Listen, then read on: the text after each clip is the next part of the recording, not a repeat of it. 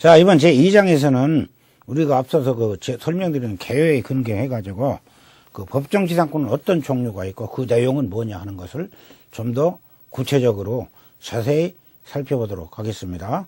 이에 대한 자세한 내용은 여러분 교재 그 382페이지 이하에 이제 자세히 그 기술이 되어 있죠.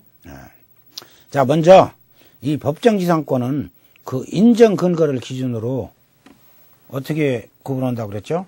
먼저 성문법, 앞서 설명드린 성문법에 의한 법정지상권, 관습법에 의한 법정지상권, 판례가 인정하는 법정지상권, 이렇게 세 개로 크게 나눠진다고 그랬고, 또 특히 그 중에서 성문법에서 법정지상권은 다시 그 민법 규정에 의한 법정지상권, 민법, 우리 민법에서 명문의 규정으로 인정해준 법정지상권이 있어요. 그것이 바로 이제 건물의 전세권과 법정지상권. 자, 다시 한번 정리를 하면은 이 법정지상권의 근거가, 인정 근거가 하나가 성문법. 즉, 성문의 법 규정에 의해 인정되는 법정지상권이고, 즉, 성문법상 법정지상권. 성문법상 법정지상권이 있다. 그런데 이 성문법상 법정지상권은 다시 민법에 의한 법정지상권, 민법 규정, 민법이 규정하고 있는 법정지상권과 민사특별법이 규정하는 법정지상권으로 이렇게 민사특별법에 의한 규정 이 나눠진다. 바로 그 뜻입니다. 이렇게. 그리고 이 민법 규정에 의한 법정지상권은 다시 민법 305조 규정에 의한 법정지상권, 민법 305조.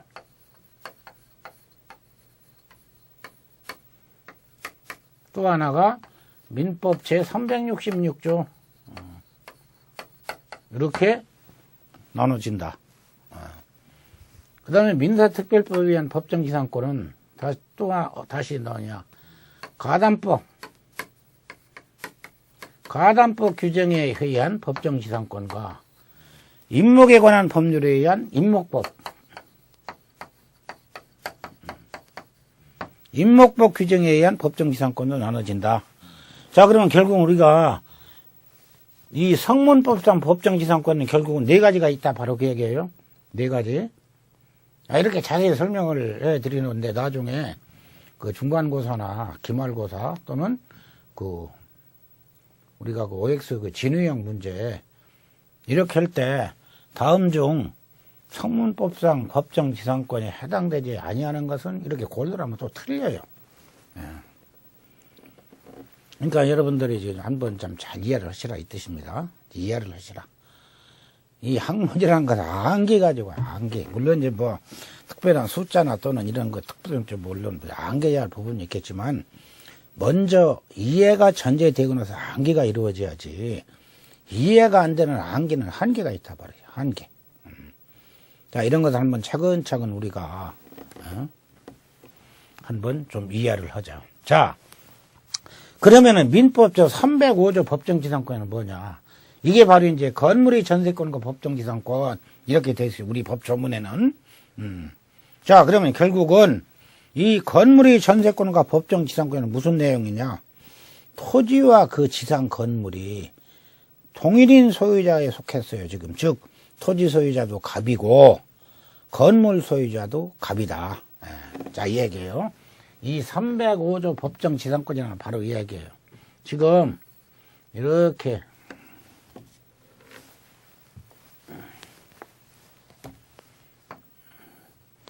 지금 갑소유 이렇게 토지가 있어요. 토지가 있고 지상에 갑소유 건물이 있었다. 이렇게 갑소유 건물 이렇게. 그런데 이때 이 건물 부분에 을이 이렇게 전세권을 설정했어요. 전세권.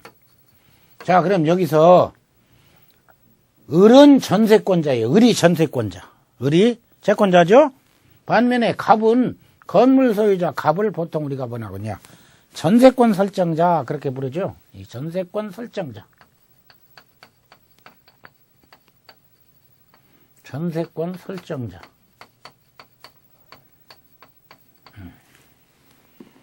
자, 이 상황이 지금 이렇게 있어요. 즉, 갑이 자기 토지나 자기 건물을, 자기 소유 건물을 가지고 있는 그 상황에서 건물 부분에만 을에다가 을이 전세권을 설정하고 이렇게 했어요. 자, 이러다가 결국은, 토지 소유자만이 변경이 일어났다. 토지 소유자.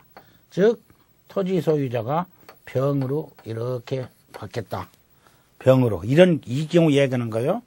자, 만일 이때 토지를 승계를 받은 병이 갑을 상대로 이 건물을 철거해라. 그러면은 결국은 이 갑소유 건물이 철거가 된다면 전세권자 을은 전세권을 설정은 의미가 없죠. 쫓겨나야 되죠.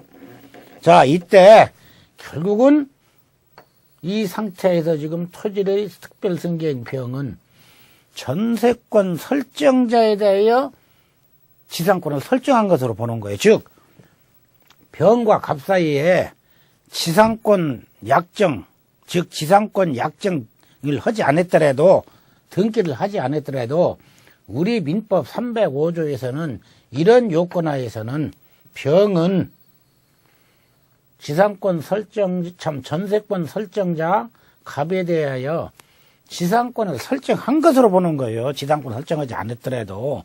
자, 그러면은 법정 지상권이 성립되면은 결국은 갑의 건물은 철거를 당하지 않겠죠. 그러면 결국은 을이 자기 전세권자가 보호를 받더라. 자, 여기서 우리가 혼동하시지 말아야 할 것이, 이때 법정 지상권을 취득하는 것은 을이 아니라 누가 취득한다고요? 전세권 설정자, 즉 건물 소유자인 갑이 법정 지상권을 취득함으로써 일정 기간 동안 토지 소유자가 이 경우에 건물을 철거를 시킬 수가 없다.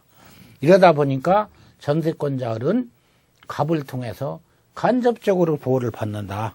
이와 같은 것이 바로 우리 민법 305조에 의한 법정지상권이다. 즉 전세권, 건물이 전세권과 법정지상권이다. 바로 그 얘기예요. 건물이 전세권과 법정지상권이다.